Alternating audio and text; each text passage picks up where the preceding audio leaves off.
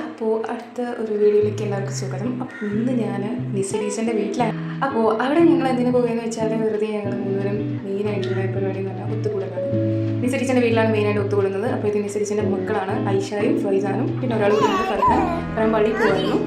അപ്പോൾ ഞങ്ങൾ എന്താ ടീച്ചറിൻ്റെ വീട്ടിൽ ഫിഷ് ടാങ്ക് ഉണ്ട്. പ്രത്യേകിച്ച് ഫൈസാൻ്റെ ആണ്. അവിടെ ഫിഷ് ഉണ്ട്, ഫുഡ് തിന്നു പോയി എന്ന് പറഞ്ഞു, അവൻ്റെ ഭാഷയിൽ ഫുഡ്.